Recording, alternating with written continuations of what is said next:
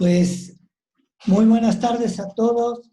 Una disculpa por el problema técnico que tuvimos, pero pues les agradecemos que su constancia y haber recuperado la liga y entrado en la liga correcta. Muchas gracias. Bueno, tienen ahí el aviso de privacidad. Vamos a grabar la sesión, la vamos a distribuir en diferentes medios sociales. Entonces es importante que estén enterados. Bueno, la Escuela de Negocios y Economía de la Universidad de las Américas Puebla les da la más cordial bienvenida a la primera edición del Foro de Investigación Aplicada. La Escuela de Negocios y Economía cuenta con una facultad de profesores de tiempo completo que realiza actividades de enseñanza e investigación. La investigación es una actividad fundamental en la Escuela de Negocios y Economía, que nosotros conocemos por sus siglas como EDMI. Actualmente contamos con 56 profesores, de los cuales 24 son miembros del Sistema Nacional de Investigadores. Como ustedes saben, el Sistema Nacional de Investigadores reconoce a aquellos que realizan investigación de calidad y de forma continua. El objetivo de este foro es mostrar a la comunidad ejemplos de la investigación que realizamos y cómo se puede aplicar a las empresas. Para la Escuela de Negocios y Economía, la interacción con la comunidad de empresarios, alumnos, exalumnos, es muy importante. En este foro, 7 investigadores tendrán 7 minutos cada uno para explicar algunos de sus proyectos y su aplicación en las empresas. Este foro lo pensamos realizar 2 veces al año, entonces recibirán invitaciones y serán diferentes temas. Recordemos que en la Escuela de Negocios y Economía contamos con diferentes carreras y diferentes especialidades. Durante las presentaciones pueden enviar sus preguntas al chat y estas preguntas se abordarán al final en la sesión de preguntas y respuestas. Pues muchas gracias y bienvenidos. A continuación, me gustaría escuchar las palabras del maestro Enrique Sánchez Fernández, que es presidente del Consejo Consultivo de la Escuela de Negocios y Economía. El maestro Enrique Sánchez es egresado de Ingeniería Industrial de la Universidad de las Américas Puebla, cuenta también con una maestría en Ingeniería Industrial en Planeación Estratégica y es director asociado de Procurement México en Mondeliz Internacional. Le agradecemos sus palabras, maestro Sánchez. Gracias, doctor Sergio, y bueno, dar la bienvenida a todos. Y pues muchas gracias y primero que nada agradecer a cada una de las personas que hoy se están sumando en este webinar, que resulta en realidad un esfuerzo conjunto entre los miembros del Consejo y la Facultad de la Escuela de Negocios y Economía de la UDLAP, precisamente, como decía el doctor Sergio, enfocados a poder compartir el trabajo de investigación que día a día se hace. Es bien importante el poder resaltar que la relación entre universidad y empresa es fundamental para lograr precisamente esa transferencia de conocimiento y tecnología a lo que es la vida diaria. Y con esto realmente creemos que se puede fortalecer la innovación que se da en cada uno de los trabajos a través de procesos, de sistemas, de los diferentes equipos, con obviamente la intención de poder mejorar la eficiencia que queremos para cada uno de nuestros negocios. En ese sentido, yo creo que hoy más que nunca es imprescindible el desarrollar y potencializar estas relaciones entre el sector empresarial y la universidad a través de sinergias establecidas que seguramente van a traer ventajas de incalculable valor, tanto para las instituciones como para la sociedad en conjunto. Con esto, igualmente agradezco mucho la participación de cada uno de los investigadores que hoy estarán presentando y paso la palabra al doctor Manuel Francisco Suárez Barraza para continuar con el evento. Muy bien, buenas tardes a todos. Un gusto, muchas gracias al maestro Enrique Sánchez, al doctor Sergio Picasso Vela por esta oportunidad. Como bien decía el decano de la Escuela de Negocios, vamos a estar presentando una serie de reportes de nuestros trabajos de investigación por parte de nuestro claustro. ahorita nos toca el turno a los investigadores que están relacionados con el tema de la administración de las operaciones, o Operation Management en inglés. La administración de las operaciones es un campo que tiene una relación muy directa entre el management y la ingeniería industrial. De hecho, busca estudiar la transformación que existe entre las entradas, inputs o insumos hacia los outputs, productos y servicios. Se centra principalmente en dos ángulos importantes: generar valor al producto o servicio que se está realizando en cualquier organización y además minimizar los costos de operación en este sentido. Por ahora vamos a escuchar a un grupo de compañeros que todos ellos tienen una excelente trayectoria como investigadores, ¿sí? Miembros del Sistema Nacional de Investigadores, varios de ellos, y van a mostrar sus avances en el tema de investigación de operaciones, administración de operaciones y mejora continua de procesos. ¿Continuamos, doctor Sergio? Sí, sí, por favor. Muy bien.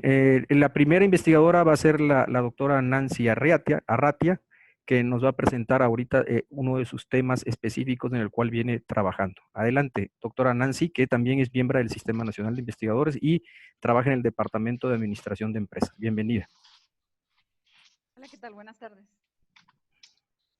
Les voy a compartir ahora la presentación.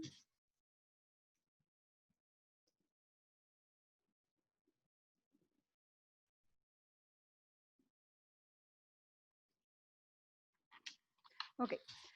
Bueno, les voy a ahora de manera, vamos a ver. Ok. Entonces, bueno, primero que nada, muchas gracias por estar aquí, por darnos un poco de su tiempo para escuchar lo que estamos trabajando actualmente. Ahora, esta es la agenda que creo que la mayoría vamos a estar presentando. Voy a dar una introducción del trabajo, platicarles sobre qué se está haciendo, cuál es la novedad y algunas cosas sobre resultados y conclusiones. Ok, entonces, a manera de resumen, básicamente uno de los temas de investigación en los que he estado trabajando es en desarrollar una metodología para la selección y planeación de cartera de proyectos. Algunas de las características de este problema de selección y planeación de cartera de proyectos, pues incluye que este problema surge en muchas organizaciones, tanto del sector público así como del sector privado. Claro que los criterios que se utilizan para seleccionar los proyectos, pues tienen diferentes características, claro, aplicado a cada sector. Entre otras cosas, regularmente se tiene el presupuesto limitado y se quiere distribuir tanto ese presupuesto así como un conjunto de recursos. Entre esos recursos pudieran estar el personal, equipos de trabajo, horas hombre, entre cualquier otro recurso que pudiera ser necesario distribuir. Muchas veces se tiene un presupuesto específico para una propuesta de proyecto, pero en algunos casos se decide reajustar ese presupuesto. Entonces, en ese sentido, se está incorporando la parte de considerar la asignación total de recursos, es decir, si un proyecto se selecciona, se le otorga el total presupuesto o bien se reajusta. Me voy a referir a esto como la asignación parcial de recursos. Además, también se puede estar buscando balancear los proyectos dentro de diferentes áreas para balancear esta cartera. Y por último, también, aparte de decidir qué proyecto se va a seleccionar, también puede ser de interés el determinar en qué momento se va a llevar a cabo y en qué momento se le van a estar otorgando los recursos, de acuerdo a su disponibilidad.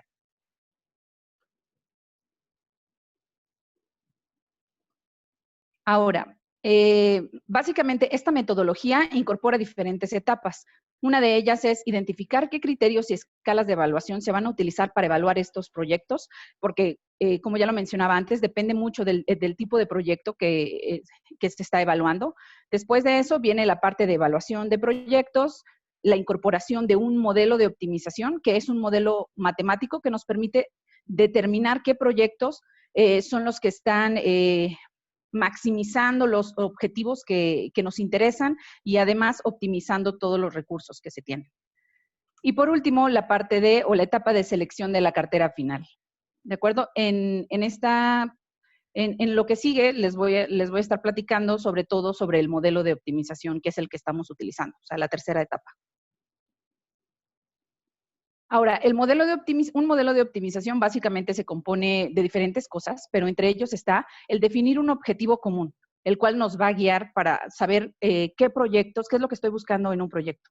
Entonces, se van a definir objetivos, así como también se van a definir restricciones. Esas restricciones son las limitantes, ¿no? Si tengo un presupuesto limitado, si tengo recursos limitados, si hay alguna otra regla o requerimiento por parte de la organización, bueno, también se va a establecer en esta parte.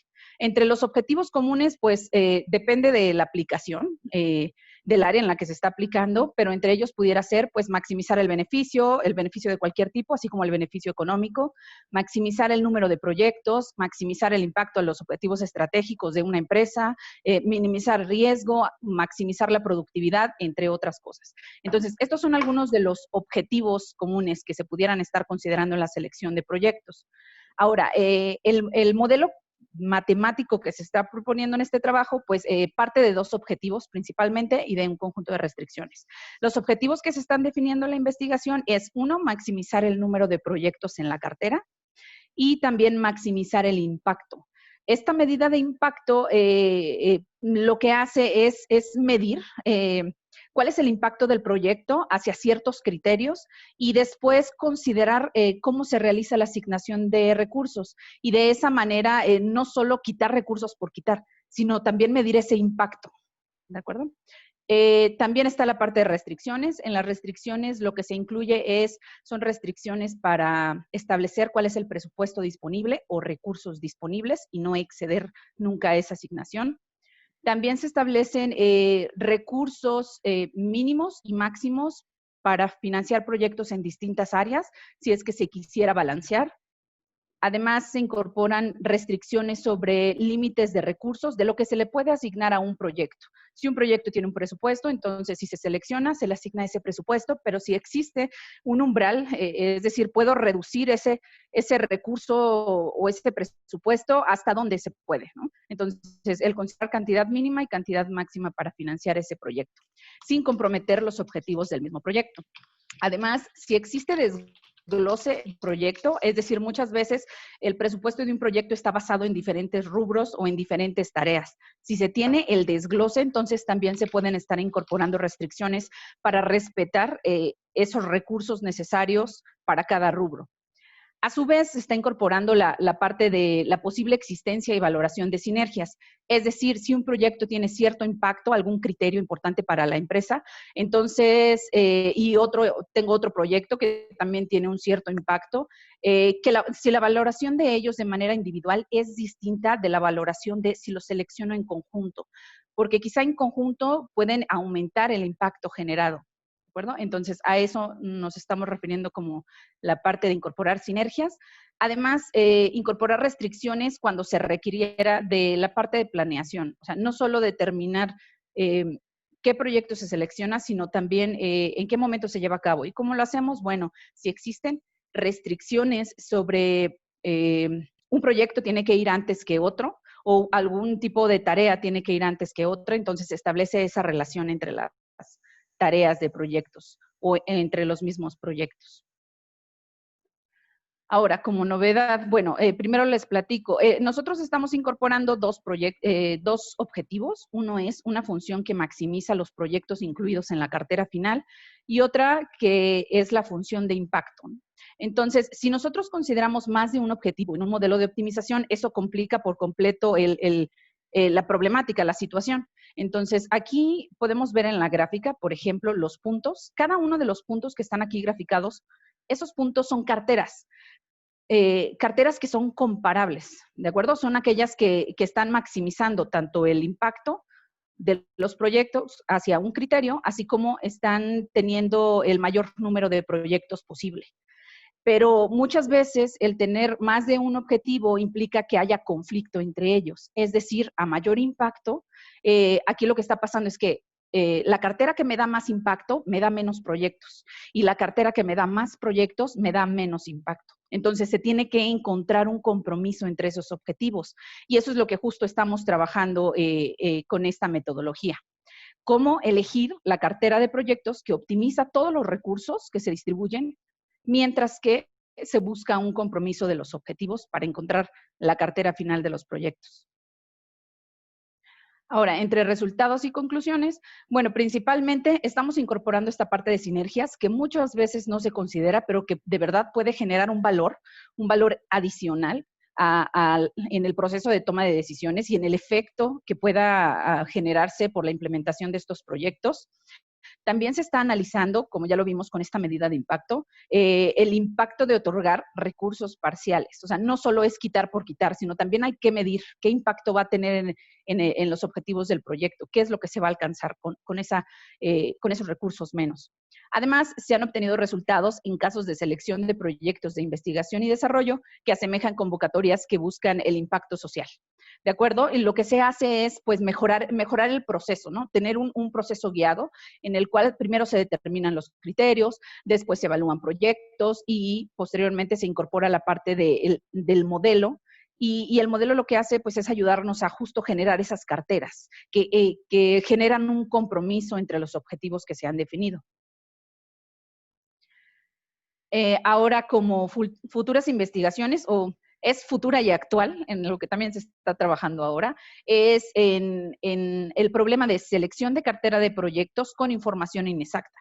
Mucha parte del presupuesto de un proyecto parte de estimaciones. Entonces, el considerar esta estimación no como un valor real, certero, porque en realidad muchas veces no tenemos certeza. Entonces, ¿de qué manera debo tratar esa información que es inexacta, imprecisa o incluso bajo incertidumbre? Y añadir esto en la parte del modelo para poder, de nuevo, obtener cuál es la mejor cartera. También se está trabajando en determinar qué criterios deben utilizarse para la selección de cartera de proyectos basados en Industria 4.0. Entre los criterios que ahora se están trabajando, pues están enfocados en estos 5 puntos principalmente. Hay algunos criterios del sentido organizacional, financieros, técnicos, de riesgo y de productividad. Y esto es de manera general en uno de los temas en los que he estado trabajando. Gracias. Muy bien. Gracias a la doctora Nancy Arratia, súper interesante este modelo de gestión de proyectos. Muy bien, muchas gracias. A continuación vamos a presentar a la doctora Paulina Ávila Torres, también profesora de tiempo completo del Departamento de Administración y miembro del Sistema Nacional de Investigadores. Adelante, Paulina. Elena, ¿nos puedes ayudar, por favor? Hola, ¿qué tal? Buenas tardes.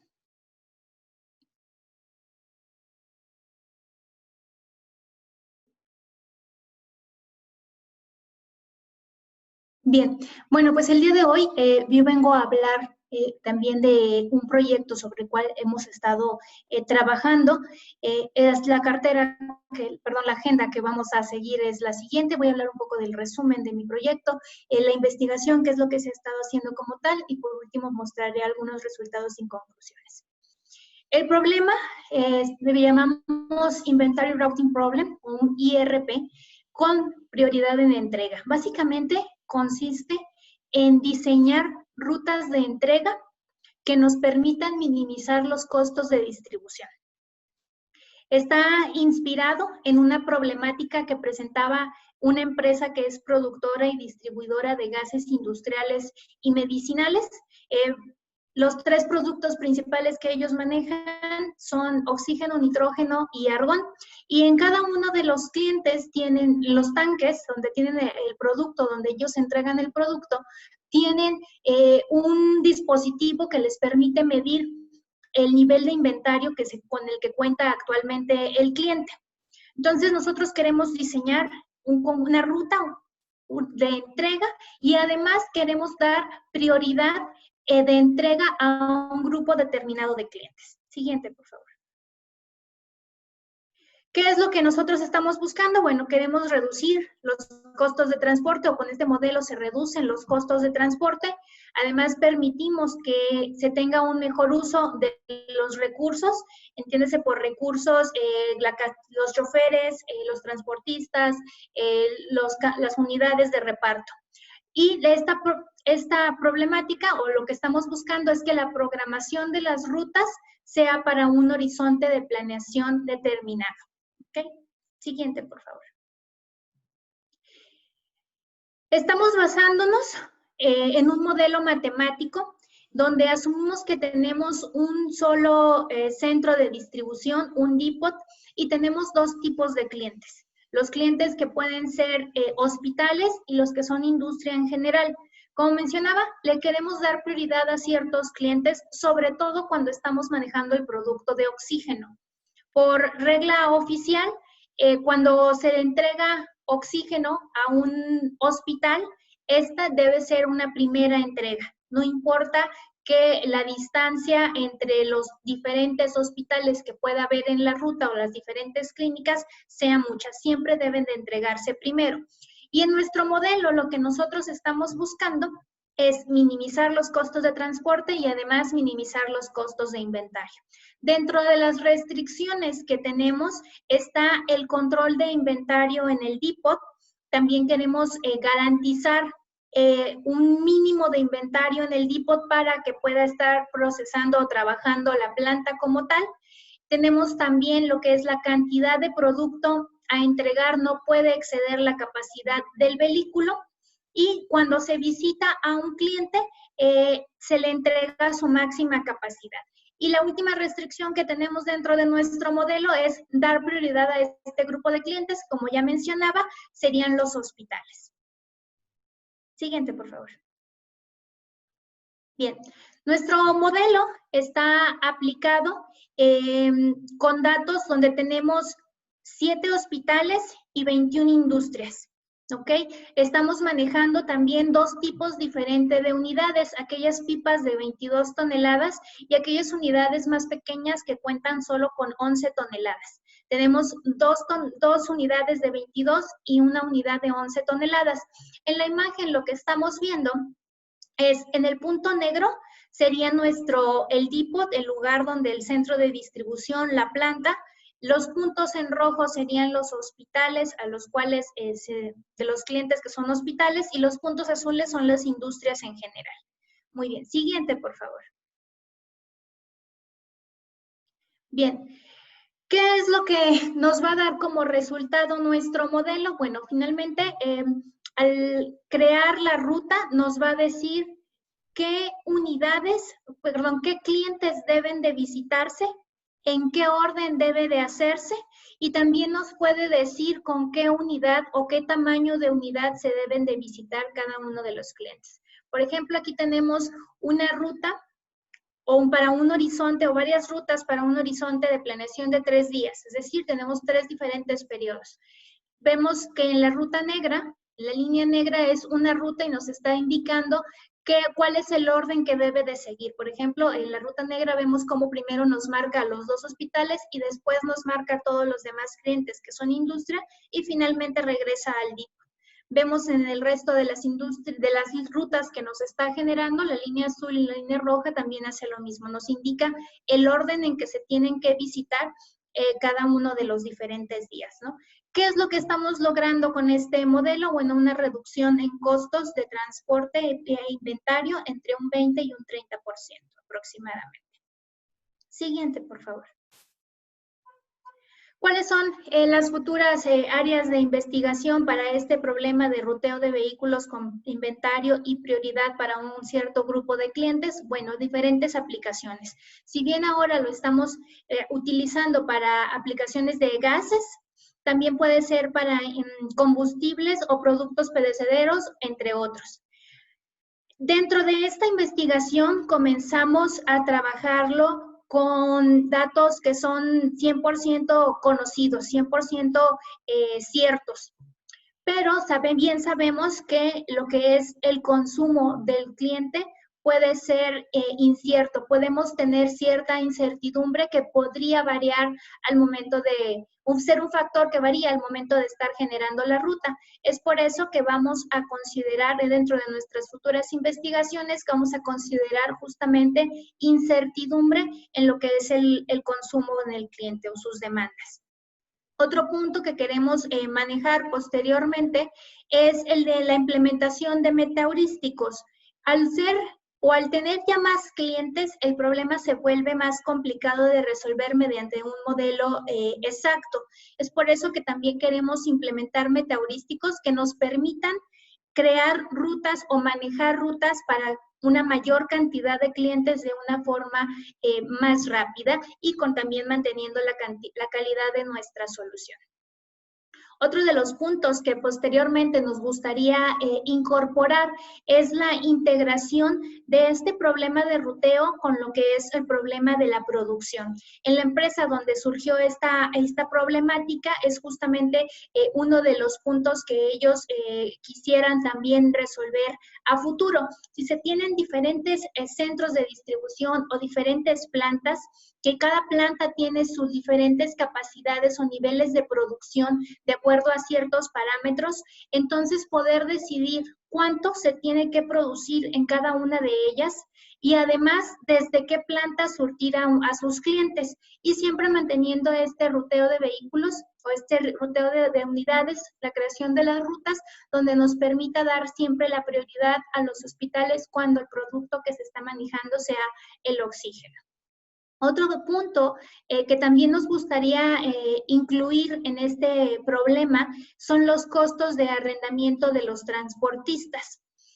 La empresa, si bien tenía algunas unidades que son propias, la mayoría de sus unidades son arrendadas. Y estos contratos tienen ciertos contratos donde tienen un pago fijo mensual, pero además tienen un costo extra por kilómetro recorrido y entre otras peculiaridades para cada uno de sus contratistas, de los transportistas. Entonces ellos también están interesados en saber a qué contratista o a qué transportista utilizar para determinadas rutas y también así reducir este costo de arrendamiento del transporte. Entonces, de una manera general, esto es el problema en el que hemos estado trabajando. Es un problema de ruteo, donde manejamos inventarios, estamos dando prioridad a un grupo de clientes y queremos minimizar tanto costos de transporte como costos de inventario. Por mi parte sería todo. Muchas gracias. Bien, muchas gracias, Paulina. Excelente presentación, igual muy interesante. A continuación vamos a presentar al siguiente profesor, que es el doctor César Martínez Olvera, también del Departamento de Administración de Empresas, y de igual manera un investigador distinguido como miembro del Sistema Nacional de Investigadores. Adelante, César, por favor. Buenas tardes. Voy a cargar mi presentación.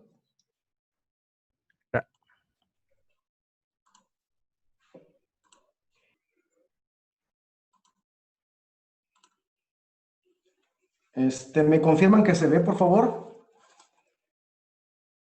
Muy bien, me presento. Mi nombre es César Martínez Olvera, soy profesor de tiempo completo en el Departamento de Administración de Empresas.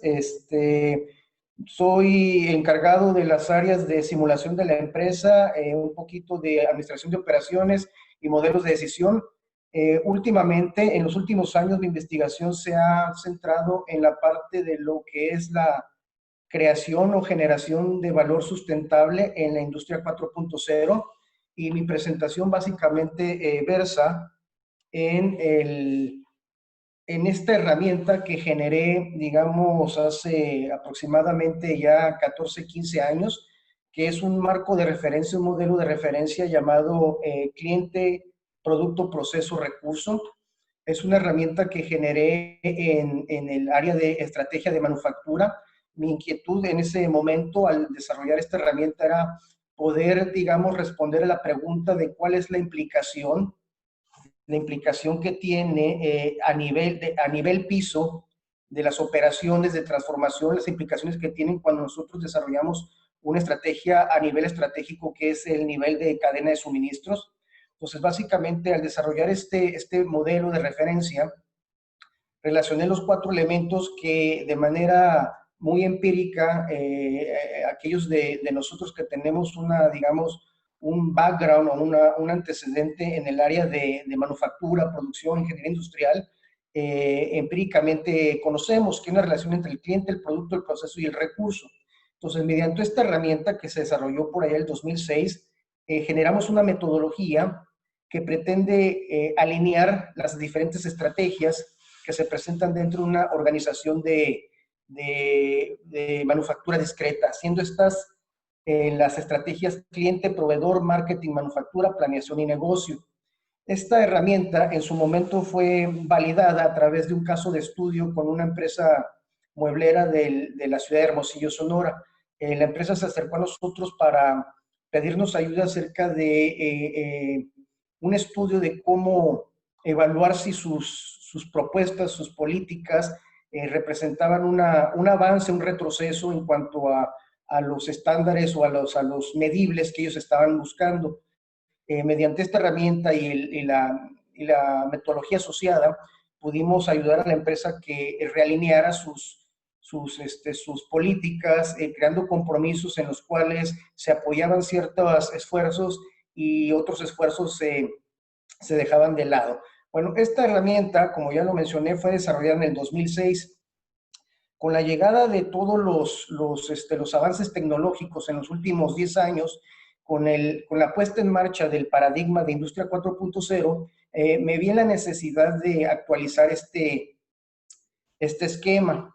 Entonces, básicamente, mi investigación hoy día trata de rescatar eso que ya quedó validado en la práctica, con cómo podemos nosotros ayudar a las empresas, especialmente tengo un interés en las empresas pequeñas y medianas, a hacer esa transición al paradigma de Industria 4.0. Y para ello se hace necesario que establezcamos unos elementos importantes que tienen que ver con el entendimiento de qué es el valor. Constantemente nosotros estamos siendo bombardeados con el discurso del valor agregado y la satisfacción del cliente, pero a veces nos perdemos precisamente en la discusión de qué es lo que entendemos por valor. Precisamente ese es mi interés y mi inquietud como investigador, es poder identificar esos elementos que componen el valor y definir cuál es el rol que están jugando las tecnologías, como es el Internet de las Cosas, el Big Data y los sistemas ciberfísicos en esa creación y generación del valor. ¿Por qué me es importante responder esta pregunta? Porque básicamente hay que apoyar al tomador de decisiones en lo que respecta a este paradigma, porque el aspecto tecnología involucra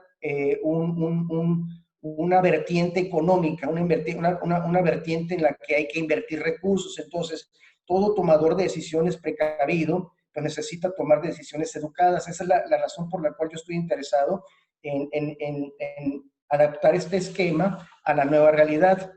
Y hay una pregunta crucial que básicamente siempre se nos pregunta la consultoría, que es ¿cuál es el beneficio último de entrar en este nuevo paradigma de Industria 4.0? Muy bien, ¿dónde estamos? Uno de los puntos que hay que rescatar o que resaltar es el papel que juegan otros paradigmas ya muy estudiados, muy exitosos todos ellos, como son la manufactura esbelta y la disciplina de Six Sigma. Es decir, ¿qué relación puede jugar, si es que la hay, con este nuevo paradigma que tiene la vertiente tecnológica? Ese es uno de los puntos que hay que responder. También es importante entender que sin el apoyo de un sistema informático, no le podemos sacar todo el provecho a este nuevo paradigma. Como todo sistema de información requiere también un soporte técnico, es importante entonces poder establecer en qué puntos se encuentran todas estas iniciativas, ¿no? Y por último, se hace muy importante también la vertiente de sustentabilidad. Muchas veces nosotros olvidamos que sustentabilidad tiene vertientes económicas, ambientales y sociales y sus relaciones entre sí. Entonces es muy importante que cuando nosotros enfoquemos este tema de Industria 4.0 y busquemos implantarla en nuestros esquemas productivos, no olvidemos esta parte de sustentabilidad. Bien, por último, son dos áreas en las que ahorita mi investigación está centrada, que es en el papel que juega la información en la eficiencia total de la organización y lo que es el consumo de energía. ¿Cómo podemos nosotros hacer uso de toda esta tecnología generando la menor huella de carbono, que tiene que ver nuevamente con el aspecto de sustentabilidad? Básicamente ese es un resumen muy a grosso modo de lo que es la investigación y bueno, quedo abierto a cualquier pregunta que ustedes tengan. Le agradezco su tiempo y muchas gracias.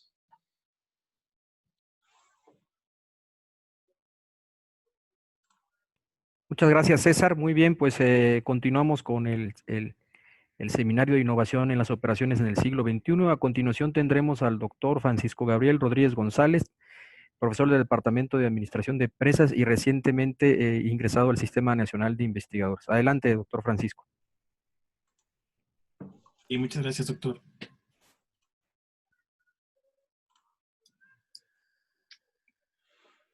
Gracias, Marilena.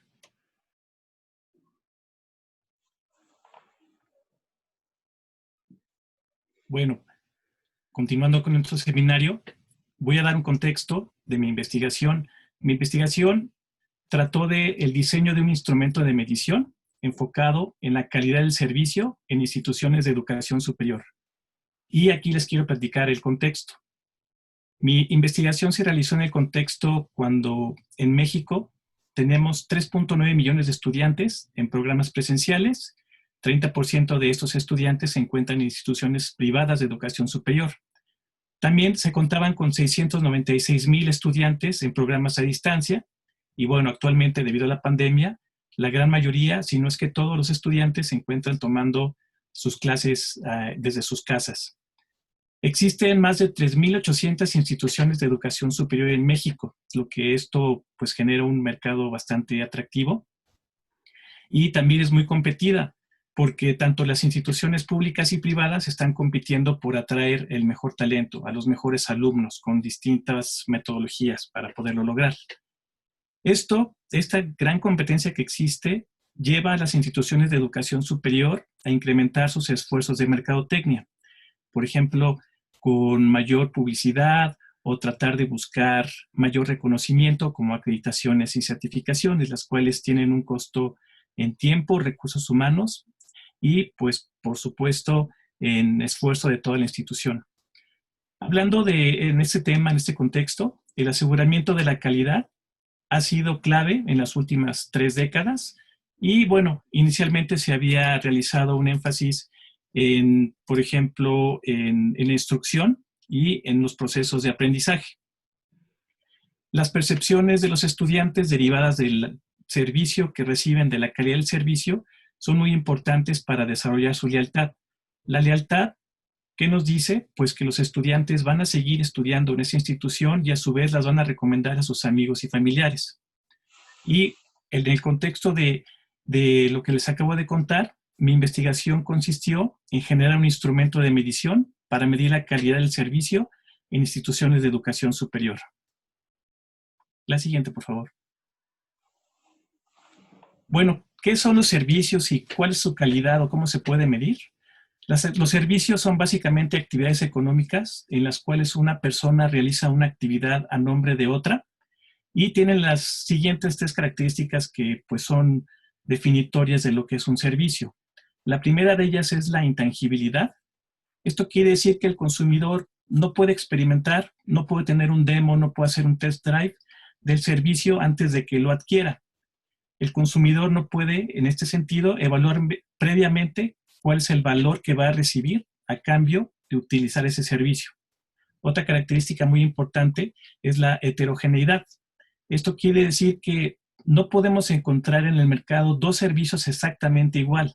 Pueden ser muy, muy parecidos, pero 2 transacciones no pueden ser repetidas de forma idéntica. Y además, cada consumidor tiene sus propias expectativas. Otra característica es la inseparabilidad. Esto quiere decir que no podemos almacenar un servicio para su consumo posterior. En el momento en el que se está generando, se tiene que consumir. Y esto hace que el servicio sea inseparable del proveedor.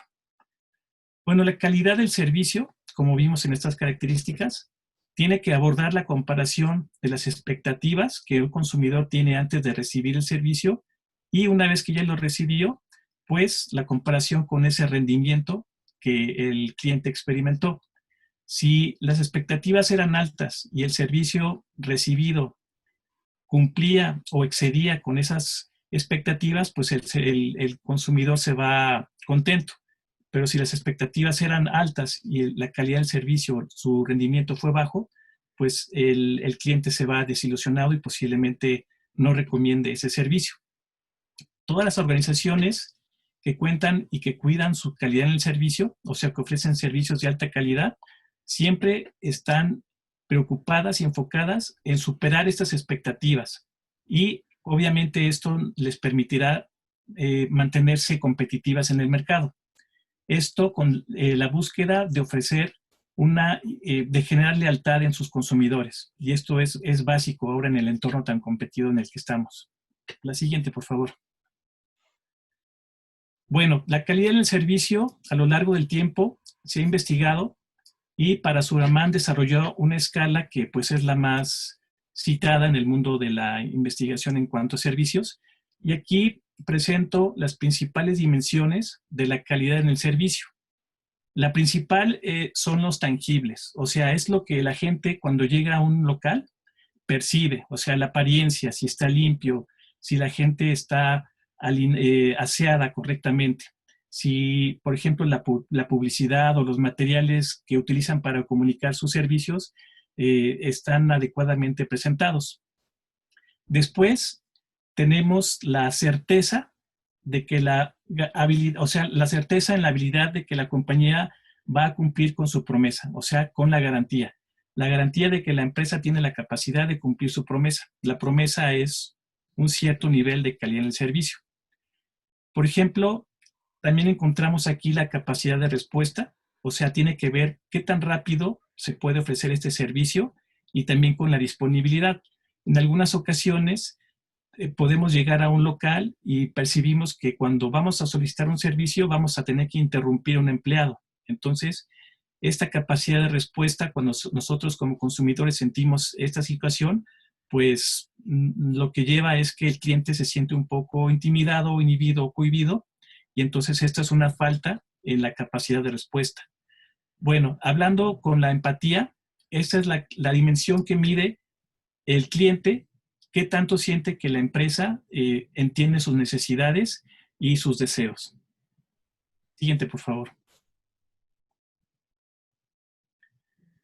Bueno, para medir todas estas dimensiones de la calidad del servicio en las instituciones de educación superior, una metodología me llevó a contar con un instrumento que consta de 18 elementos. Estos elementos son declaraciones que los usuarios, en este caso los alumnos, podían ya contestar y entonces las instituciones de educación superior ya podían saber en qué aspectos ellos necesitaban mejorar la calidad de su servicio. Este instrumento arrojó 4 dimensiones que son aspectos académicos, aspectos no académicos, que tienen que ver con el staff, por ejemplo, el personal administrativo, la reputación de la universidad o de la institución de educación superior, que tiene que ver, por ejemplo, con reconocimiento internacional, intercambios y aspectos del programa, con cursos que son interesantes para los alumnos y si siente que son relevantes para su desarrollo profesional. El instrumento se desarrolló tomando en cuenta aspectos que lo deben hacer fiable y que tengan consistencia interna, y esto nos asegura que la validez de los constructos, de las dimensiones, estén realmente midiendo lo que se supone que deben medir. La siguiente, por favor. Bueno, ¿cuál es la novedad de esta investigación? En la literatura existen otros instrumentos para medir la calidad del servicio, pero fueron desarrollados por autores en otros países. Por ejemplo, el HES-QAL, que es Higher Education Service Quality. Este fue desarrollado en África Oriental. El Higher Education Performance fue desarrollado para estudiantes de Malasia. El EduQual, pues en India. Y el CourseQual, con un contexto en Hungría. No existía un instrumento para medir la satisfacción de los estudiantes respecto a calidad del servicio en México.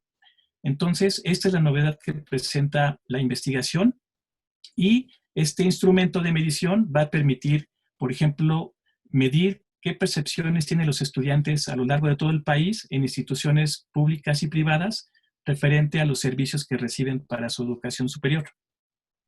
La siguiente, por favor. El resultado de esta investigación es este es el instrumento. Tenemos aquí los 18 ítems o declaraciones agrupados por dimensiones. Aspectos académicos, por ejemplo, mis profesores me inspiran, tengo buena comunicación con mis profesores son amables y muestran interés en mis necesidades. Todos estos ítems miden de alguna manera, que se llama psicometría, los verdaderos sentimientos de los alumnos. Digamos que está hecho de tal forma que lo que contestan realmente están mostrando su verdadero sentir. Entonces esto es vital y es muy importante. Tenemos, por ejemplo, en aspectos del programa, que las reglas del curso son claras y específicas, los cursos del programa de estudio son interesantes. En el caso de aspectos no académicos, el personal administrativo muestra una actitud positiva. Todos estos elementos de 18, originalmente teníamos más de 90, y el estudio y el análisis estadístico, a través de una metodología que se llama análisis factorial exploratorio y luego confirmatorio, nos llevó a tener únicamente estos 18 elementos. Es importante que los instrumentos sean cortos, porque si no, la gente pierde el interés rápido y ya empieza a contestar nada más por cumplir con el compromiso de que se le haya solicitado que contestara un cuestionario. La siguiente, por favor. Y bueno, como conclusiones, la metodología utilizada es totalmente flexible y, por ejemplo, esta metodología se puede adaptar para generar instrumentos de medición para sectores de servicios como retail, hospitalidad, transportación, salud, etcétera, en donde la atención y la calidad en el servicio es clave y es básica. Como tal, este instrumento puede ser realmente una verdadera generación de ventaja competitiva para estas organizaciones al momento de atraer y retener sus clientes. Bueno, aquí concluyo. Muchas gracias por su atención. Muchas gracias, excelente presentación al doctor Francisco. Continuamos, a continuación sigue la doctora Nelly Hernández Torres, sí, profesora del Departamento de Ingeniería Industrial y también miembro del Sistema Nacional de Investigadores. Adelante, doctora Nelly. Hola, buenas tardes. Muchas gracias por su asistencia. El día de hoy les voy a platicar un poquito sobre mis temas de investigación. Yo me enfoco al desarrollo de técnicas cuantitativas, así como su implementación para la toma de decisiones. Pero va a ser la explicación sobre un caso en particular donde ya se han analizado estas técnicas. Es un problema donde se identifica qué instalaciones abrir y construir, así como la cantidad de inventario que debemos de guardar en estas instalaciones, de tal manera que todos los costos involucrados sean los mínimos. Se presenta en el escenario de una cadena de suministro con 2 niveles, en la cual yo tengo un conjunto de plantas, un conjunto de centros de distribución potenciales y también un conjunto de minoristas a los cuales hay que atender. La decisión de ubicación o de selección se presenta en los centros de distribución. Podrían escogerse solo algunos. Aquellos que son escogidos tienen que ser asignados a los clientes y también a las plantas que les va a abastecer de productos y a los clientes a los cuales va a atender. Se debe de calcular el inventario que va a haber en estos centros de distribución, de tal manera que se pueda atender la demanda incierta de los minoristas a los cuales han sido asignados. La demanda, por lo tanto, así como su inventario en esos centros de distribución va a estar en función de los minoristas asignados y también va a estar en función de las plantas que los van a abastecer, debido a que el tiempo de entrega podría ser diferente dependiendo de la planta y la ubicación de esta contra el centro de distribución. Debemos de respetar la capacidad de almacenamiento tanto de los centros de distribución como la capacidad de producción de las plantas. Respecto al envío de plantas a centros de distribución, debido a la cantidad que se está enviando, estamos considerando economías de escala en los costos de transportación. Es así que las decisiones involucradas en este problema es determinar cuántos y cuáles centros de distribución abrir, asignar puntos de demanda a puntos de abastecimiento y definir la política de inventario que debe de haber en los centros de distribución. Me refiero a cuánto, cuándo y a quién pedir producto. Estas de acá son decisiones simultáneas, debido a que no necesariamente la construcción o la apertura de un almacén más barato implica el menor costo de inventario o el menor costo de transportación. Estas decisiones se analizan en un horizonte de tiempo de tal manera que se considera la frecuencia y el tamaño de inventario que se están solicitando. Se va a hacer de manera simultánea. El detalle que estemos pensando en demandas inciertas cuando estamos trabajando inventario hace que consideremos además 2 escenarios que no son viables o no son deseables en una industria. El primero de ellos es cuando el tiempo de entrega de un pedido excede el tiempo en el que se mantiene el inventario. Cuando sucede esto, se presenta desabasto y no podemos atender a los clientes. El otro escenario, el otro extremo, es cuando en ese tiempo de entrega de un pedido no se consumió el producto que nosotros teníamos guardado en inventario. Cuando llega el pedido, se excede entonces la capacidad de los centros de distribución. Esto tampoco es deseable porque es un desperdicio para cualquier empresa e implica un costo adicional, además de que no se estaría guardando el producto en las condiciones óptimas, produciendo posiblemente mermas o pérdidas. También podría implicar peligros en cuanto a seguridad si el producto está obstruyendo, por ejemplo, patios o pasillos donde debe de moverse gente o maquinaria, sería un peligro también. Entonces, estos escenarios son probables, son posibles cuando las demandas son inciertas y tenemos que evitarlos al menos con cierta probabilidad. Vamos a respetar entonces estas restricciones, minimizando todos los costos involucrados, respetando la capacidad de producción, la capacidad de almacenamiento, así como el logro de la atención de la demanda de los clientes a un nivel de servicio deseado.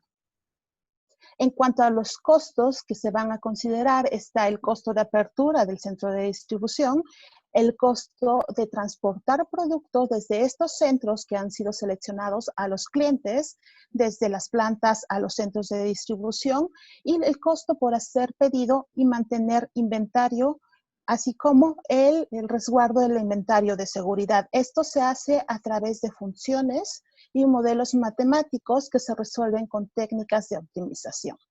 Una vez que nosotros ya tenemos unas soluciones, se van a analizar la robustez de estas frente a escenarios reales.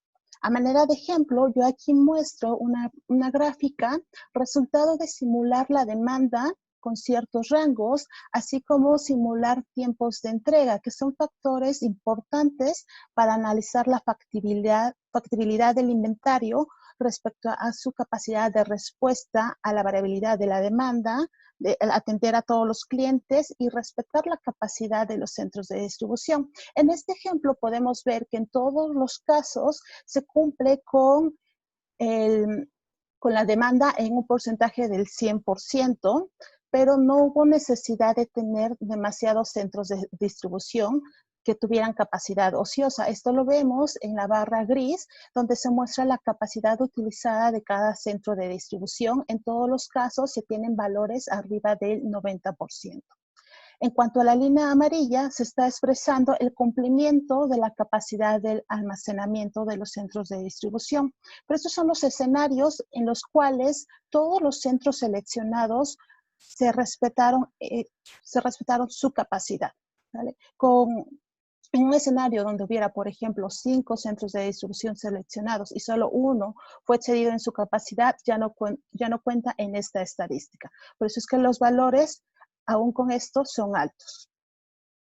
El modelo que nosotros trabajamos puede aplicarse a diferentes tipos de industria. Por supuesto, se tiene que analizar el sistema, se tiene que revisar qué factores son propios de la industria y que podrían causar un costo adicional para agregarlos en el modelo, pero se puede adaptar con los números y limitantes propias de la industria.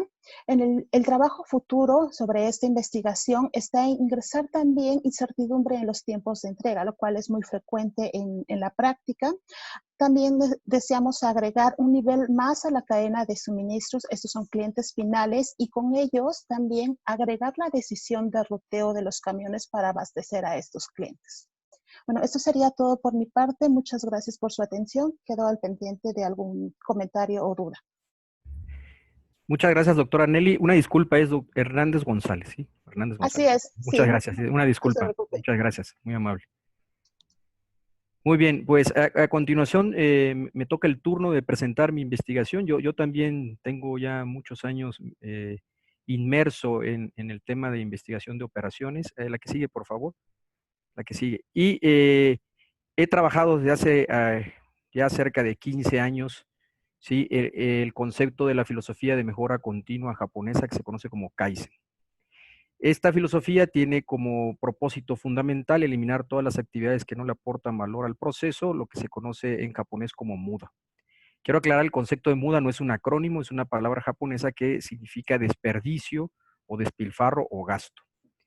La aplicación de esta filosofía a lo largo de los años, no solo en empresas de manufactura, sino de servicios, puede llegar a reducir los costos entre el 40 y el 60% de operación de las mismas. Tiene como característica que es simple, sencilla y fácil de aplicar en un nivel operativo y principalmente se centra en la mejora continua de procesos. La siguiente, por favor. Tuve la oportunidad de hacer el posgrado y la maestría en Ingeniería Industrial y Mejora Continua en la Productividad en la Universidad de Sofía en Japón, y ahí entendimos este concepto y este framework. La filosofía Kaizen está compuesta por 5 principios rectores, ¿sí? Y estos 5 principios rectores, dentro de cada uno de ellos, tiene a su vez técnicas y herramientas que ayudan a conseguir el propósito fundamental de la mejora de los procesos y la optimización de los costos de operación. Algunos ejemplos de estos principios rectores, por ejemplo, se tiene el enfoque de procesos, el principio rector de enfoque de procesos, en la cual está la técnica de rediseño e innovación de procesos, al que a continuación mostraré ejemplos de investigación. También está el de los elementos básicos, que son los elementos fundamentales o los cimientos de la casa que conforman, ¿sí?, la estructura de la mejora continua, como la organización, orden y limpieza, conocidos con la técnica de las 5 S. La que sigue, por favor. Entonces, esta investigación está totalmente centrada en el trabajo que realizó Masaki Mai Sensei, ¿sí?, a mediados de los años 80, cuando él acuña el término, ¿sí?, de Kaizen y lo da a la luz pública y a la arena del management, lo saca para que todos los investigadores podamos realmente relacionarnos con él y estar cerca de sus aplicaciones. Antes de ello, solamente se aplicaba en las empresas japonesas, principalmente en Toyota Motor Corporation, ¿sí?, en Honda y en otras más. El problema de la investigación que se expone en este conjunto de investigaciones busca que estos procesos operativos que cuentan con ese muda, con ese desperdicio, traten de identificar este muda, ¿sí?, estas actividades que no le aportan valor al proceso, y lo que se busca es intentar comprender cómo se aplica el Kaizen en esas organizaciones para reducir los costos de operación. La siguiente, por favor. Como podemos observar, aquí hay un ejemplo de la aplicación del primer principio rector del Kaizen, utilizando la técnica de las 5 S, y responde a la pregunta, ¿cómo puedo empezar a implementar el Kaizen en mis organizaciones? Pues siempre que hacen esa pregunta, la respuesta a la misma es la aplicación de las técnicas de las 5 S y la estandarización de los procesos. Como pueden ver en este almacén, pues primero el dueño del almacén decía que lo tenía ordenado, pero pues ya se podrán imaginar que generalmente eso no ocurre. Ahorita retomando las palabras de la doctora Nelly, pues muchas veces el inventario en exceso, pues lo que produce son obstrucciones, peligros de accidentes, problemas en encontrar el producto, retrasos en el tiempo de ciclo y muchas situaciones que a la larga perjudican la operación y que se consideran un muda, un desperdicio dentro del proceso operativo. Por lo tanto, la implementación de las 5 S permite la reducción de espacios y optimización de estos tiempos y, por supuesto, la disminución del estrés de los trabajadores. Adelante, por favor. Aquí también podemos ver otro ejemplo de una empresa, precisamente que estamos haciendo un caso de estudio aquí en el estado de Puebla. Es una empresa que se dedica a la manufactura de pantalones de mezclilla. Son maquiladores para empresas importantes a nivel internacional, para grandes y multinacionales. Y lo que hicimos fue analizar el proceso de confección en seco. Entonces, con esta técnica, con esta metodología de innovación y rediseño de procesos, lo que se hace es que se va a nivel micro del proceso y vamos actividad por actividad analizando cada uno de las operaciones que hace cada uno de los actores del mismo para identificar el muda en cada una de las actividades. La idea es que podamos mapear completo el proceso, ¿sí?, y obtener totalmente el número de mudas que está afectando la operación del proceso mismo. Otro punto importante aquí, que es un elemento crucial, es que este trabajo no lo hace solo el investigador o el investigador consultor, sino también nos ayudan y se conforman equipos de mejora, los cuales ellos mismos nos ayudan a documentar el proceso. Sería imposible por parte del investigador hacerlo porque los que más conocen el proceso y los que están en el Gemba, como se conoce en japonés, el lugar, pues son las mismas personas que lo realizan y lo ejecutan diariamente. Entonces, en esta empresa poblana lo que hicimos fue crear ese equipo de mejora que junto con ellos pudimos constituir todo el esquema del diagrama de procesos en su situación actual y poder hacer el análisis del muda. Adelante, por favor. Un ejemplo del tipo de análisis, como se puede observar, es este que se obtuvo. En este proceso en particular, ¿sí?, de operación de acabado en seco, se recolectaron 84 actividades, o más bien se mapearon 84 actividades como tomándole una foto a la situación actual del proceso. De esas 84 actividades, 18 eran transportes, o sea, había mucho movimiento entre las células de producción. 10 decisiones y verificaciones en temas de puntos de control de calidad. Sí, también parecía excesivo porque cada área o cada célula verificaba lo que hacía la otra, desconfiando de la otra, y entonces había duplicación de verificaciones y validaciones. 2 documentos internos, 13 esperas, mucho delay durante el proceso del tiempo de ciclo. El producto intermedio se iba quedando en la fábrica en ciertas partes, incluso se caían los pantalones, se tenían que volver a recoger y no había el inventario necesario que se pudiera realizar. 0 transportes electrónicos y 6 almacenamientos temporales. El total eran 59 actividades que en teoría, en esta tabla que se conoce tabla de no valor agregado, de estas actividades se representan un potencial muda o muda teórico. Claro, posteriormente se tiene que analizar a fondo el diagrama de flujo optimizado para ver cuáles realmente se tienen que dejar y cuáles realmente se tienen que eliminar. ¿Pero qué representó eso para la organización? Pues de las 84 operaciones, 70% de las mismas, es decir, 59 representaban ese muda potencial. Al hacer el rediseño de procesos, en el rediseño de procesos utilizando la filosofía Kaizen, la empresa redujo el 37% de costos de operación, eliminando principalmente transportes, validaciones innecesarias y esperas. Adelante, por favor. Otra metodología que se puede utilizar es la metodología que se conoce como la Kata de la mejora o Toyota Kata. Esta metodología está centrada principalmente a nivel operario, ¿sí? Y busca la solución de problemas. En esa metodología se parte de la idea de que el ciclo PDCA, es decir, el ciclo de planear, hacer, verificar y actuar del Dr. Deming, brinca de un problema identificado a la determinación de los efectos del problema, al análisis de las causas raíces, como se puede observar en este diagrama, ¿sí? Y finalmente a proponer acciones de mejora. Generalmente esta metodología está orientada a mejorar 3 aspectos. El primer aspecto es crear una participación activa del personal de línea, ¿verdad? Operarios, ¿sí? Para que ellos realmente se centren en determinar qué mejoras pueden aportar al proceso, pero no de manera empírica, ni aislada, ni anecdótica, sino que exista un bloque o un espacio de diálogo como es el equipo de mejora para poderlo realizar. Ese es el primer aspecto. El segundo aspecto es que los empleados se dedican realmente a reunirse para mejorar los procesos, no a reunirse para perder el tiempo en otras situaciones, sino que realmente se dedican a resolver problemas operativos de su propia área utilizando técnicas y herramientas de la calidad. Y finalmente, el tercer aspecto es que por primera vez muchos empleados dicen, me tomaron en cuenta, es decir, yo soy capaz de estar en un equipo de mejora, puedo aportar soluciones al proceso y en ese sentido la alta dirección me está escuchando y me está ayudando a mejorar. Adelante, por favor. La filosofía Kaizen lleva por muchos años aplicada en diferentes organizaciones. En realidad, las empresas de manufactura ya llevan desde los años 60 aplicándolas. Se ha exportado el tema a partir de los años 90 e incluso empresas de servicio, incluso el servicio público ha comenzado a explorar esta situación. Países como España, Suecia, Alemania y por supuesto los asiáticos, Japón, Singapur, Corea, China, lo han aplicado por muchos años. En México algunas multinacionales han hecho esfuerzos serios, sí, para poderlo llevar a la práctica. Por lo tanto, las futuras investigaciones se centran en comprender a profundidad de manera cuantitativa cuáles son los principios rectores del Kaizen y cuáles técnicas y herramientas en organizaciones pueden funcionar tanto en el contexto mexicano, porque no necesariamente se aplica. Cabe resaltar que lo que comenté anteriormente en los casos anteriores, las técnicas han sido adaptadas a la realidad mexicana, latinoamericana, no necesariamente se aplican como se aplican tanto en Japón como en otros países. Una de las otras futuras investigaciones es la aplicación del Kaizen en la mejora continua de procesos, como lo comenté, en otras organizaciones de diferentes campos, como la salud, la educación, el entretenimiento, los bancos, organizaciones financieras y otras más, para transportar, ¿sí?, o exportar la idea del Kaizen en más organizaciones.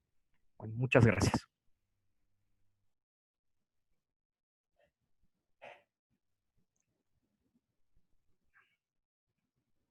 Bien, adelante.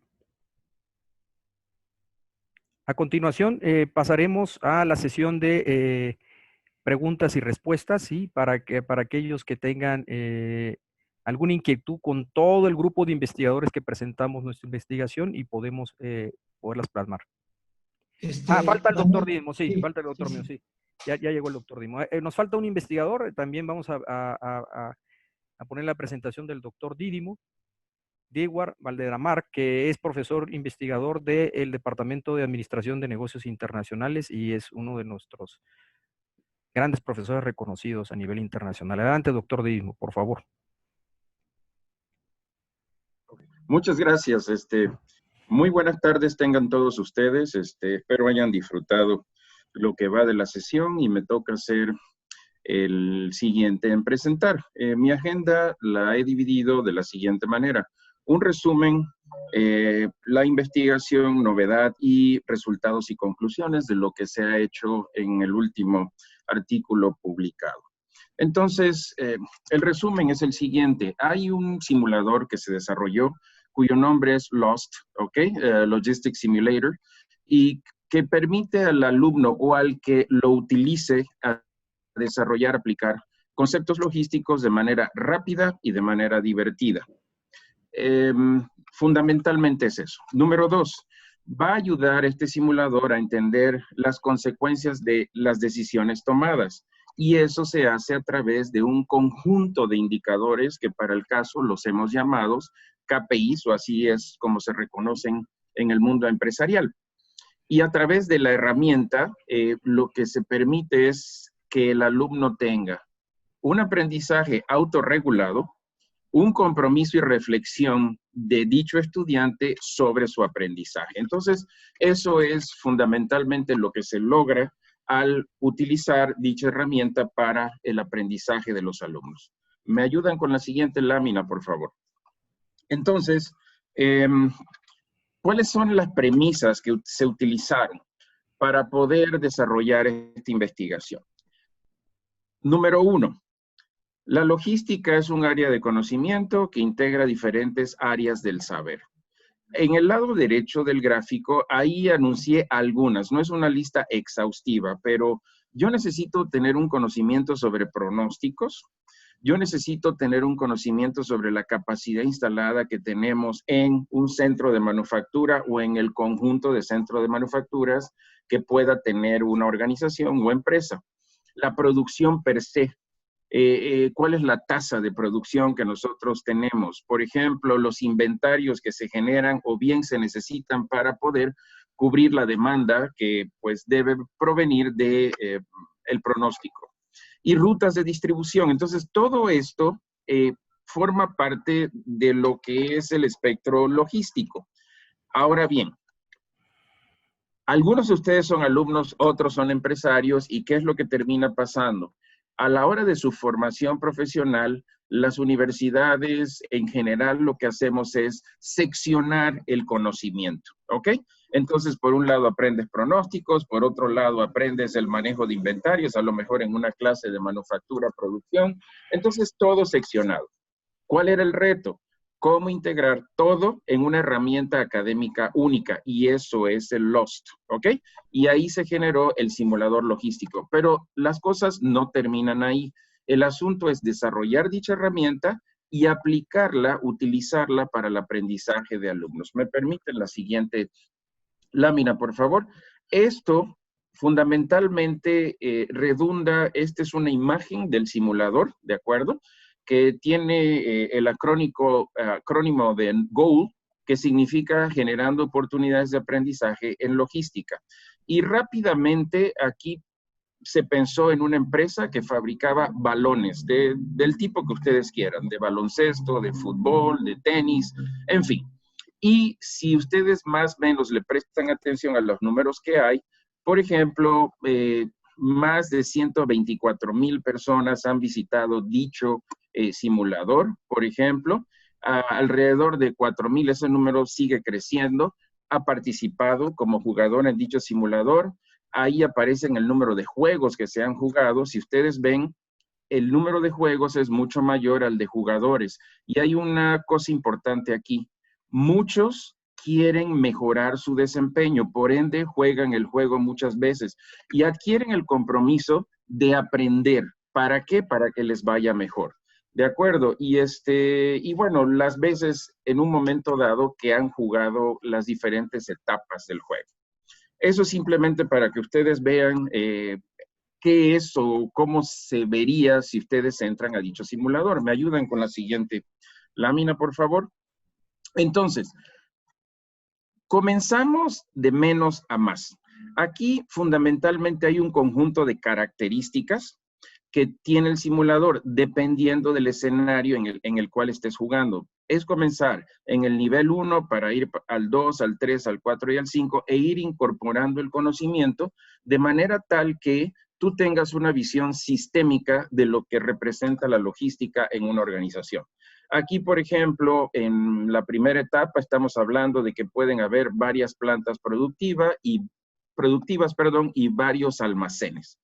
Si nos vamos a otras etapas, vamos a incorporar, por ejemplo, que yo tenga camiones de distribución grandes, camiones de distribución chicos, las rutas únicas definidas, o se pueden tener diferentes tipos de rutas, y no voy a hacer énfasis en cada uno de los elementos. Lo que quiero dejar constancia aquí es que vamos paso a paso en el aprendizaje de la logística y vamos incorporando otros elementos fundamentales para ser exitosos en esta actividad.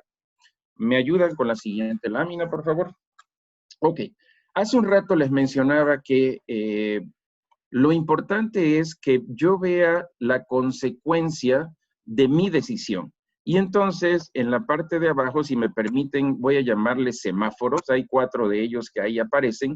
Y el juego, el simulador, te dice a ti cuál ha sido tu desempeño en diferentes variables. ¿De acuerdo? Y por otro lado, hay gráficos de barras que también me muestran cuál ha sido mi desempeño. Entonces, visualmente, yo puedo ver que también estoy en un conjunto de variables. Y en la parte superior, también lo que nosotros vemos y le damos mucha importancia es al dinero que tienes en el banco, ¿de acuerdo? Si manejas el simulador y a través de las ventas, del inventario, etcétera, nosotros vamos a ver cuál es el impacto monetario que tienen nuestras decisiones en la organización. Si me ayudan con la siguiente lámina, por favor. Si me permiten compartir con ustedes qué pudiera considerarse una novedad, es que a través de mediciones se logró o se ha logrado el mejoramiento significativo del aprendizaje del alumno, porque comienza a entender las interacciones que se dan en el proceso logístico de la empresa. Por un lado, simplemente a nivel de ejemplo, yo puedo subir mi inventario con la finalidad de poder brindar un mejor nivel de servicio al cliente. Sin embargo, el tener tanto inventario tiene un impacto, ¿de acuerdo?, en materia de costo por la decisión que tú tomas. Entonces, el asunto es, desde un punto de vista sistémico, ¿cuál es el mejor punto? ¿Cuál es el mejor balance? ¿Cuál es el mejor trade-off? Que es la palabra que normalmente se utiliza para tener el mejor desempeño posible. Cuando nosotros estamos en un mundo empresarial, hay un par de cosas que resultan muy importantes. Cómo minimizar costos, cómo maximizar utilidades. Y si yo, por ejemplo, trato de poner énfasis en una única variable, puede ser que afecte muchas otras y de manera, si quiero obtener la optimización de mis sistemas, no lo voy a lograr, porque es en la interacción de las variables cuando nosotros vamos a ver el impacto de nuestras decisiones. Y eso es lo que aprendemos a hacer. ¿Y por qué se hacen etapas? Porque incorporamos pocas variables en la etapa 1, pero muchas más variables en la etapa 5, que a ti te permite entender mejor si subes una, cómo afecta a la otra, si bajas un costo, a lo mejor cómo afectas el nivel de servicio, entre otras cosas. Y eso es lo que logra el simulador. ¿Me pasan la siguiente lámina, por favor? Resultados obtenidos que fueron comprobados a través o por medio de encuestas. Número 1, un mayor compromiso e interés de los alumnos en su aprendizaje. A ver, jugando un poco, ¿qué es lo que ocurre? Nadie quiere tener un resultado bajo. De hecho, siempre preguntan, ¿y cómo le fue a los otros? O entre los propios alumnos se preguntan, ¿cuál fue tu desempeño? Y si tú sabes que estás por debajo, muchas veces optas por jugar nuevamente con la finalidad de mejorar. Si bien es cierto, juegas, a nadie le gusta perder, en este caso vuelves a jugar y te comprometes con tu aprendizaje, ¿de acuerdo? Utilizando el simulador varias veces. Número 2, un aprendizaje a tu propio ritmo. Hay algunos, bueno, estamos en el mundo de la electrónica y de videojuegos. Y esto es como una aproximación a un videojuego. ¿Y qué termina pasando? Hay gente, perdón el término, que se pica y quiere jugarlo varias veces para mejorar su desempeño. Entonces estamos utilizando algo que a la juventud le gusta y los involucramos en su propio aprendizaje. Punto importante es, yo te puedo otorgar a ti 8 semanas, 5 semanas para que juegues el juego y tú decides si en la primera semana lo quieres jugar 2, 3, 4 veces, lo que tú desees. Entonces, hay un límite, pero no hay, digamos, una restricción en cuanto al número de veces que juegas el juego. Van a desarrollar diferentes habilidades, que es integración del conocimiento. ¿Recuerdan las áreas que componen logística? Pues bien, la idea es cómo integro el conocimiento para tener un mejor desempeño. Y por último, tú puedes ver tus resultados de manera inmediata con posibilidad de ver el impacto de tus acciones al cambiar variables, ¿ok? O la interacción de dichas variables. Y finalmente, me ayudan con la última lámina, por favor. ¿Qué se pretende? En el ámbito académico, desarrollar nuevos escenarios contemplando la incorporación de áreas financieras y de mercadotecnia.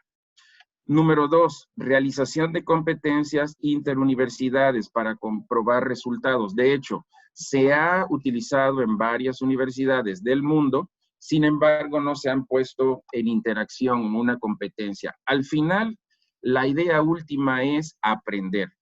Y a través de una competencia posiblemente logramos que se involucren más los participantes.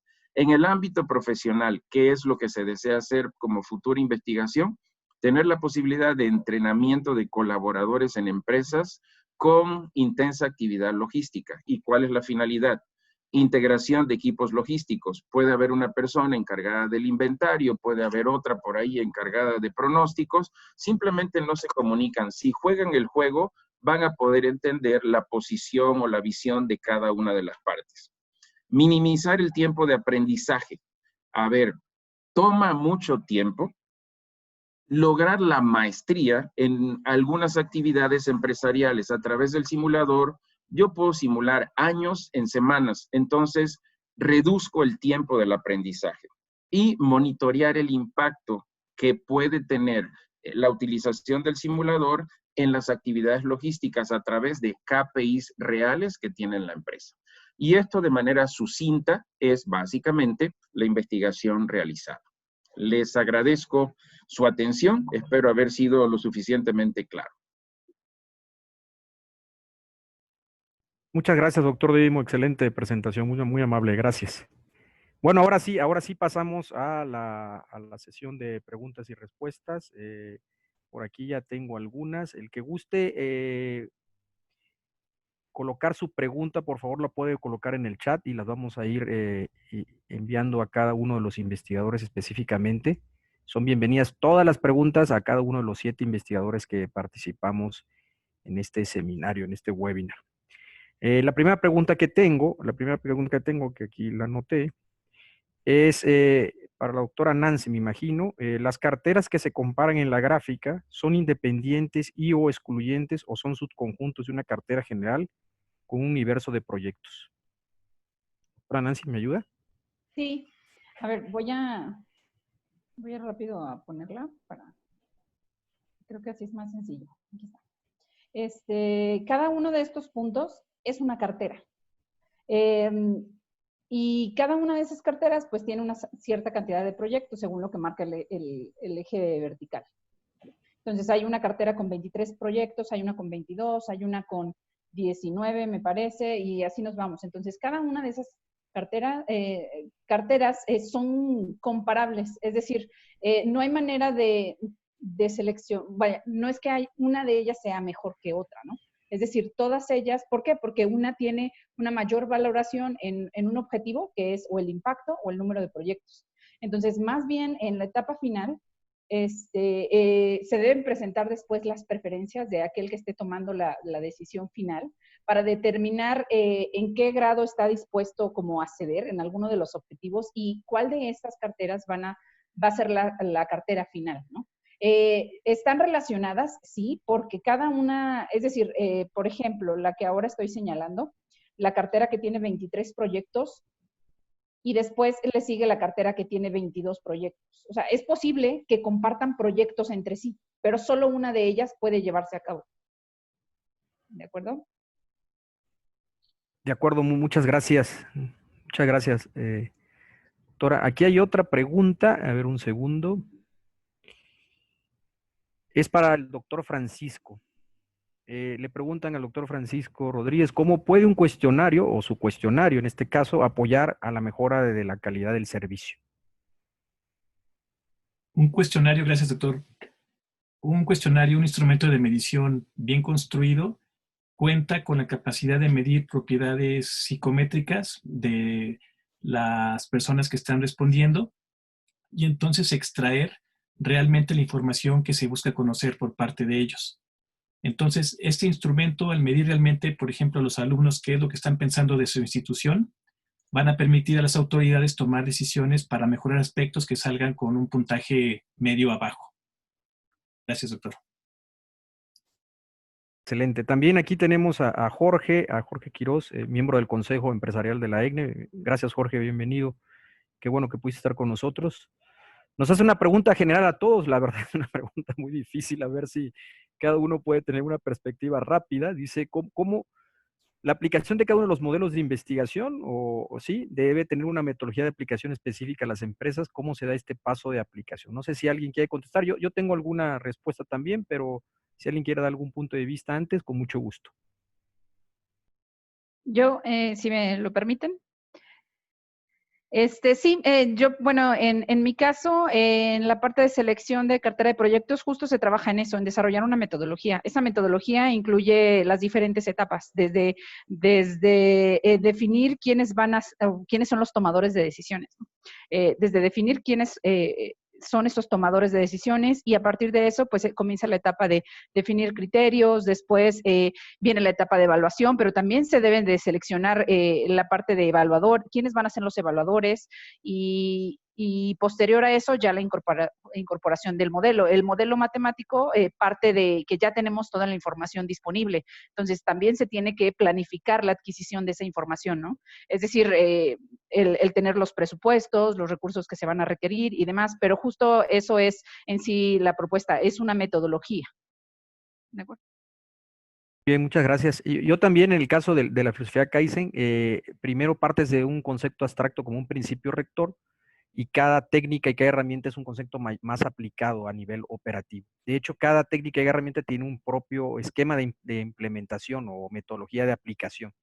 Generalmente para el Kaizen se comienza con el principio rector 1, que son los elementos básicos, es decir, ordenar, organizar y estandarizar, para posteriormente crear una red de equipos de mejora que te ayuden los empleados a comenzar la mejora continua de procesos. Este es el caso. Entonces yo me imagino que para cada caso existirá este tipo de aplicaciones. Gracias, Jorge. Muy bien, tenemos otra pregunta de Leticia López, muchas gracias. Dice, las investigaciones que se presentaron pueden tener la capacidad de generar un forward o forecasting, ¿verdad? Un pronóstico anticipado para mejorar los resultados en cada caso. Yo me imagino que esta no lo sé. ¿A quién podría aplicar? En mi caso, dependería mucho de la naturaleza de los mismos proyectos, porque aunque sí puede existir, a lo mejor, es decir, depende de dónde surge este problema de selección de proyectos. Si es en una empresa y a lo mejor es en investigación y desarrollo de un producto, bueno, a lo mejor sí hay información como histórica de lo que ha sucedido en los proyectos anteriores que se desarrollan, a lo mejor en sectores similares, en mercados similares, a lo mejor hay de ahí, pero hay casos en los que un proyecto es una oportunidad única o es un desarrollo único y entonces no existe mucha información, es decir, histórica, ¿no? Que se pueda estar utilizando para la toma de decisiones. Gracias, doctora Nancy. Espero que haya ayudado la respuesta, Leticia.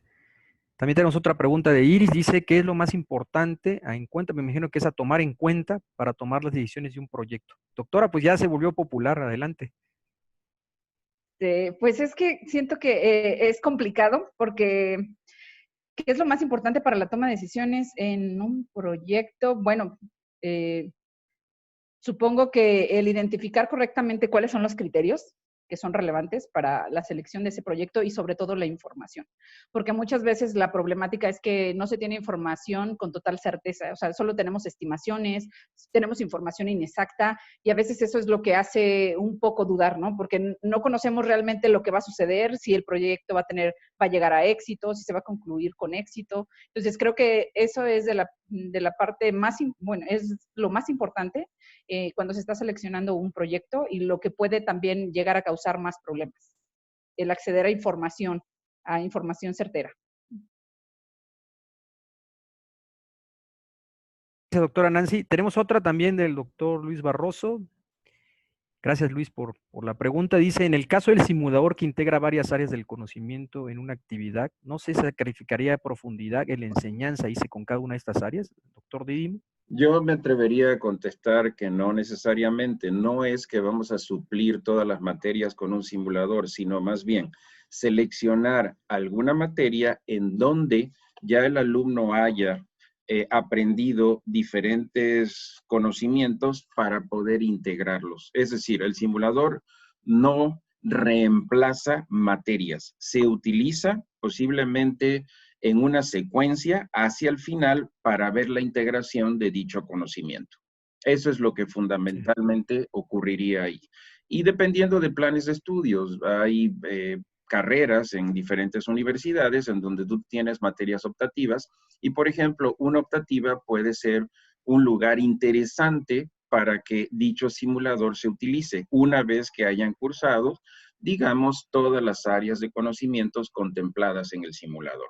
Entonces, no diría que estaríamos sacrificando profundidad, porque no es reemplazar las materias del plan de estudio, sino utilizar el simulador en la última materia de la secuencia, o en su defecto, disponer de una materia para precisamente utilizar el simulador. Muchas gracias.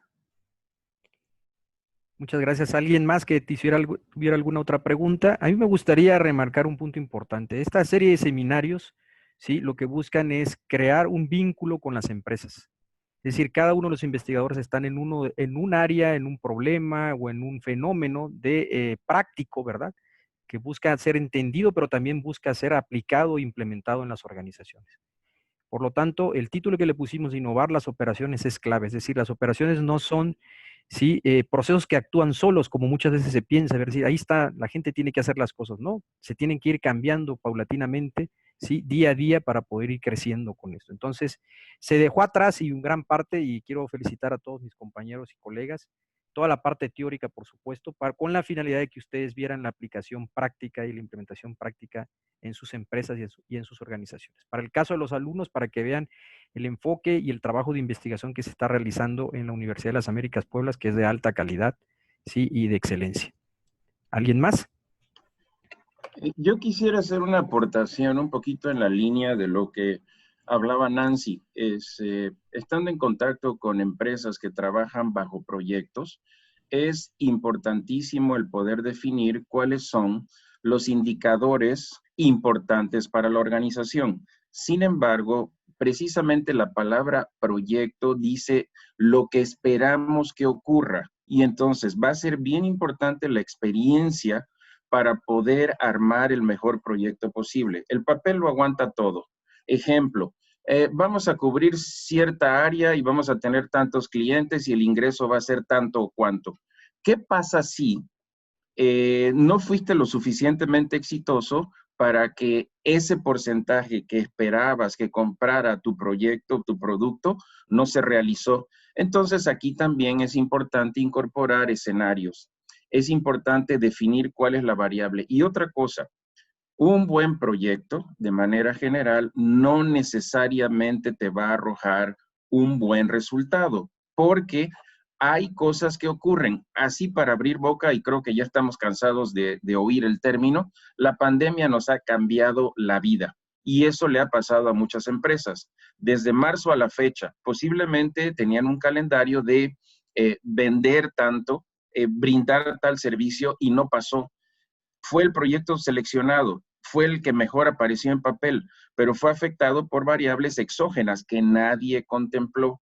Entonces, la idea es hacerlo de la manera más robusta posible y por eso tú vas a tener escenarios para ver si el proyecto es lo suficientemente robusto, aunque la demanda hacia el mismo, hacia el producto, el proyecto en sí, no sea lo que tú esperas. Hay momentos donde las cosas salen de maravilla, hay momentos en donde pues, logras lo esperado y hay momentos en donde no necesariamente es lo que tú esperas, pero si ante esta última situación el proyecto sigue siendo lo suficientemente robusto, pues uno va a invertir o le va a apostar con mayor seguridad al mismo.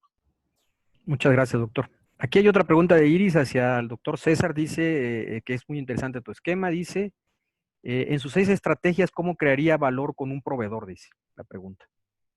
Sí, doctora, básicamente en lo que estoy ahorita trabajando es en poner ese esquema en términos del llamado Business Model Canvas, el Canvas que popularmente se utiliza hoy día para presentar un plan de negocios. Toda la parte de la relación producto-proceso y proceso-recurso representa precisamente la parte del Canvas que tiene que ver con proveedores y con clientes.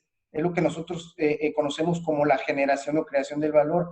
Precisamente en esa etapa estoy ahorita para poder hacer un match de qué elementos del Canvas casan directamente con el esquema y tomando y retomando la experiencia que ya tenemos del modelo del 2006, poderlo traer a una versión más, digamos, tecnologizada en el esquema de Industria 4.0 para poder atender esos puntos que usted se refiere. Crear valor para el cliente, pero también generar valor, crear valor para nuestro proveedor.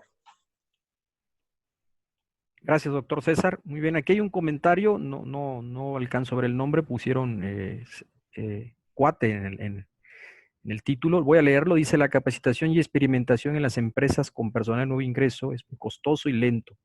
Se aprende echando a perder con experiencias negativas por decisiones equívocas. Es trascendental para una institución académica aterrizar conocimiento técnico teórico a condiciones reales por medio de simulaciones de toma de decisiones y con ello lograr una vinculación directa con el mundo real. Interesante, no sé si alguien quiera hacer algún comentario al respecto. Muchas gracias a esta persona, muy amable.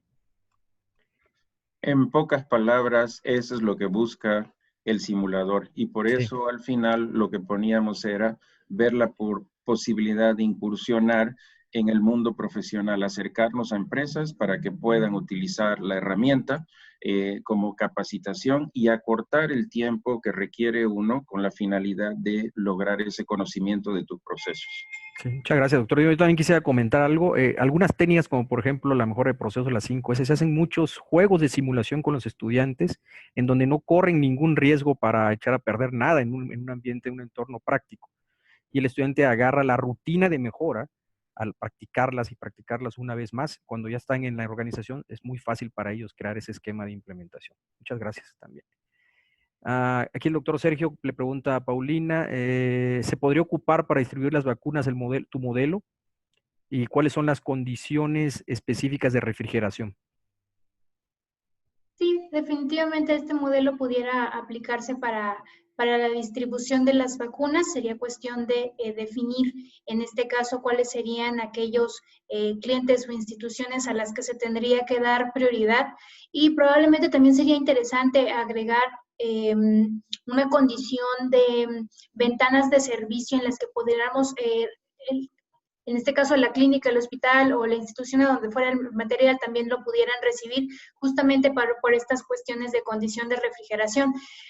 Pero para ello también se necesitarían las unidades especiales para poder transportar las vacunas. Pero sí pudiera ser. Quiero agregar algo en ese sentido, Manuel. Aquí en el modelo que Paulina nos compartió, sería importante incorporar el concepto de cadena de frío. De hecho, quiero dar un paso más adelante. En el país, el concepto de cadena de frío no está bien desarrollado. La cadena de frío va a servir para distribuir producto farmacéutico, producto de cuidado personal y fundamentalmente también comida. Es decir, necesitaríamos contar con los equipos transporte adecuado para que en ningún momento el producto se vea sometido a una condición que puede afectar sus propiedades. Es decir, el modelo es totalmente válido. Lo que habría que estar incorporando sería todo este concepto de cadena de frío y ver con qué infraestructura se cuenta para en ningún momento arriesgar el producto y que llegue a donde tiene que llegar en las condiciones adecuadas. Sí, totalmente. Yo creo que ese concepto de cadena de frío debe estar incorporado al modelo. Muchas gracias. Para la doctora Nelly, me preguntan cómo cambia el problema de estudio cuando las demandas son conocidas en su modelo. De hecho, el modelo a resolver es mucho más fácil. Se tiene la certeza de cómo mantener el nivel de servicio sin exceder las capacidades de los centros de distribución y siempre teniendo el producto disponible. No llegamos a desabasto. Es un modelo mucho más sencillo y ya ni siquiera es necesario analizar la robustez en las soluciones. Muchas gracias, doctora Nelly. Bueno, pues yo creo que son todas las preguntas. Agradecemos mucho a todos los participantes de manera activa que realmente nos hicieron preguntas. Entonces, les agradezco a todos y muchas gracias, colegas, por su tiempo, por su disposición, por las ganas de hacer su presentación tangible, sí, ¿verdad? Simple y sencilla para el mundo empresarial. Les agradezco a todos su participación. Agradezco al maestro Enrique Sánchez por el foro y la oportunidad para el Consejo Empresarial y, por supuesto, a la decanatura del doctor Sergio Picasso, que le cedo la palabra. Muchas gracias. Sí, nada más para felicitar a los expositores, para agradecer a los participantes su participación y para comentarles que los estaremos invitando a próximas ediciones del Foro Investigación Aplicada de la Escuela de Negocios y Economía. Muchas gracias y que tengan buena tarde.